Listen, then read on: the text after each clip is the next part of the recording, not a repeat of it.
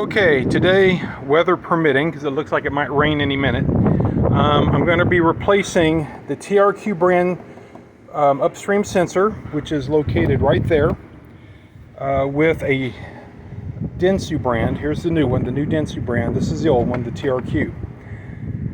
I've put two, maybe three different front sensors in from TRQ, and one of them I think worked for like a day or two and then started not working. This current one has not worked right from the beginning, unless I'm wrong. If it's working right, then that means I've got an intake leak or something, but I can't find an intake leak. So my next step is to put a known good brand sensor. This is what Nissan originally used in this car.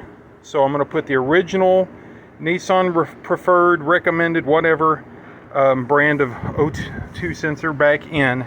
And then I'm going to run the test again to see how the O2 numbers compare, or the voltages on the sensor, how they compare to the TRQ numbers that I measured yesterday, and see if we get the same type of stuff.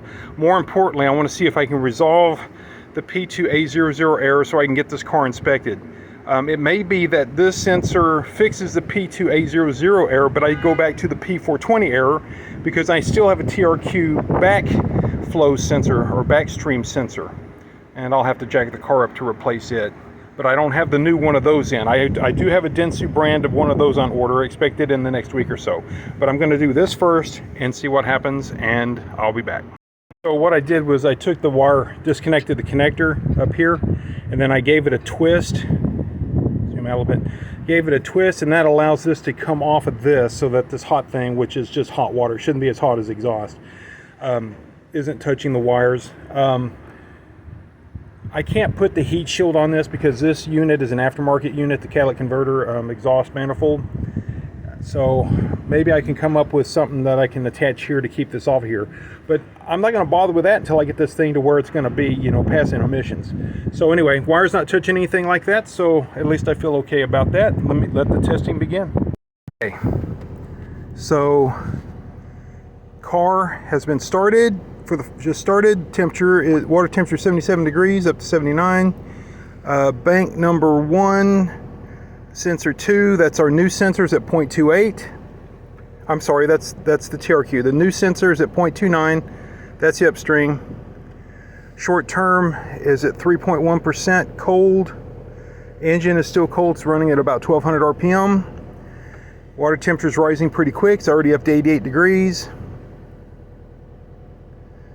The short-term numbers are consistent with the old sensor. So far, so good. So this is the one we're going to be watching to see what happens as it warms up. 0.285. I think that's consistent with the old one at this temperature point.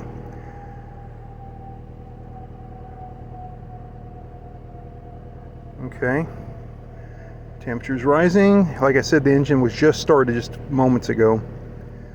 All right, I will continue to watch this, and I'll pause the video and be back. Okay, engine temperature's up to 138 degrees. Bank sensor 2, that's the backstream, is still at 0.29 unchanged. Bank sensor 1 is our new sensor, the new Denso.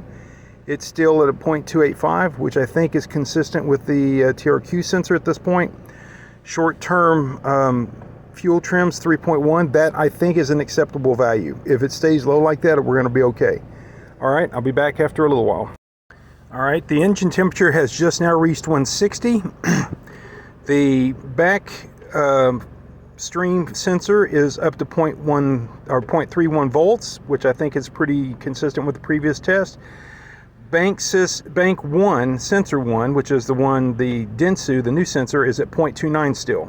And I think that is consistent with the TRQ sensor. But it seems like the short-term trim is still lower than the previous test. I'll have to review the video. I think we were like bouncing around at 7% at this point, and it's still only 3 to 4%, maybe 4.5%. So that number seems to be different, but the voltage seems to be about the same. Let me let it warm up some more and I'll be back. All right, So the engine temperature is at 178, and it's been there for a while without changing. So I think we're at the same point we were in the first set of tests, where the thermostat has to open up before it goes up any higher. The voltage on the back sensor has dropped to 0.3 and is stable. Voltage on the new sensor is 0.29, stable. It hasn't gone up or down. It's pretty much staying the same. I don't know if that's right or not. The short-term fuel trims, though, are staying below 5% so far. And so I think if it stays below 5%, we're okay, but it's probably going to go up at this rate because we were down at 1 or 2% when we first started this. But yeah, we're at 4.7 consistent at the moment. So let me see how long it's going to take, but eventually I expect the temperature to go up and then something's going to change with these numbers. Okay, so the engine temperature has gone above 180 finally. And I think at this point in the last test, I started revving the engine to see what the numbers would do. Yeah, so we're getting very similar responses on the new sensor as we did the old sensor. I saw it jump up to 0.8 there, and I questioned whether that made sense or not. So it can go higher, like up to 0.8. Let's see what that does. 0.8, where's it at? So 0.3 that time didn't ramp up. And it didn't go low either. But if you look at the range, it's gone down as low as 0.135 and as high as 0.81. So, okay, the sensor 2 is now starting to go up in voltage, and that's consistent with yesterday. The short term, it's gone above 5% now, as you can see. And I think that that is not good, but it may not necessarily be enough to cause the error.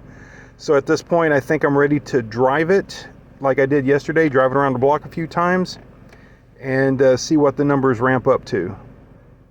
All right, I'll be back. Okay, I just got through driving at about 2 miles, a little bit less than 2 miles. And engine temperature is not as high as it was yesterday, but it may be because it's not as warm outside.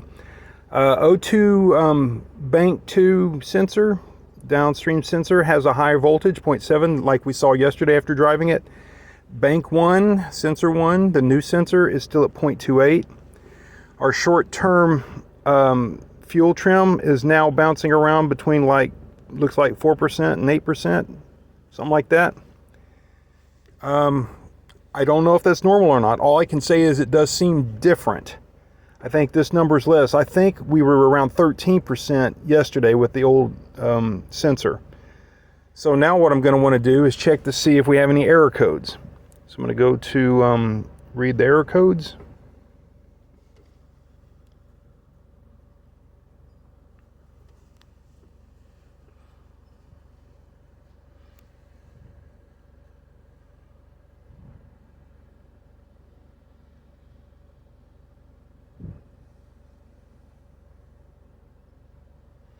Okay, no codes, no pending codes, so that's looking good, just like yesterday. Let's go to smog check, run the scan. Let's see what we're lacking to get this thing inspected. All right, green checks all the way down to right there. So we're still needing the catalyst to pass. The evap system and the oxygen sensor still have not had enough time to be in the ready position. So I think at this point I can't conclude that the new sensor is bad. It is acting differently. Let me go to live data again, see what we got. So the short term, it's quite a bit lower, I believe. I believe this number is quite a bit lower than yesterday. I got to review the video. I would have swore it was like 13% yesterday. That should be fine. As long as it stays below 10%, I think it will clear and be ready to be inspected. Now, I still need to replace the downstream sensor. That may affect things. You know, that may be what's keeping this number up high. So when I get the Denso sensor in, we'll do this test again, I guess, and see what we get. But I'm thinking this might just be good enough to not create any new errors and pass emissions and all the things that need to be ready to pass emissions happen. So the engine temperature is above 190 now. Let's look at the voltages. So back sensor still at 0.7. That's consistent with yesterday. This, I think, is different. I think yesterday this number was like 0.3 or 0.4, maybe even 0.5. It was up higher after we drove it for a couple miles. Definitely think the short-term fuel trims are better. All right, well, that's it for this. I think what I'm going to do is I'm going to drive this to pick up some meds at Walmart as a test drive and see if it generates any error codes. That should be a long enough drive. Before, when I would drive to Walmart and back, I would get the P420 when I checked it when I got back home. So let me do that test and I'll be back. I just finished my round trip to Walmart and back, and the numbers are, short term. Why is it negative? That's weird.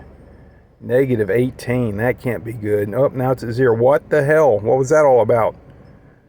Oh man, I don't know. Bank 2, I'm sorry, sensor 2 on bank 1, the backstream, downstream, it's up at 0.8. That, maybe I'm wondering if that's even correct. This is the Denso sensor. It's at 0.265, and as you can see, as I was driving, there's little bumps in it. That has to be correct. I mean, we have to assume the Denso is correct. So that is different than the other sensor. But what is going on? Look at it. It was negative and now it's positive. And what in the hell is going on here? I don't know. I mean, this voltage here is more consistent than this one. So maybe the bank 2, I'm sorry, the sensor 2, the downstream sensor, maybe that is causing this wild fluctuations in the short term. Look at the long term. Long term is now going up. So yeah, that's not going to be good. That's not going to pass inspection, I don't think. All right, well, let's find out. Let's go to check the status. Let's do a smog check. Scan. Yep, see, it's got a code. So it will not pass the way it currently is. My only hope is if the sensor number 2, the backstream sensor, is the problem, and when I put the Denso sensor in, it fixes the problem. If not, then I don't know. This is going to be a P420, isn't it? Let me check. It's either a P420 or a P420. It is a P420. Okay, that tells me that the front or the first or the upstream, whatever you want to call it, sensor is working, and that this backstream sensor is giving this error. That's what that's telling me, because before, when I thought it was the backstream, I would get this, and when I replaced it, the front stream caused the P420. All right, so tell you what we're going to do. We're going to wait until the other sensor comes in. It'll probably be in next week. And I'll install it on next weekend, and I will do this test again, and I'm hoping that will fix the problem. Man, what a pain this has become. Anyway, that's it for this one. I'll see you next week.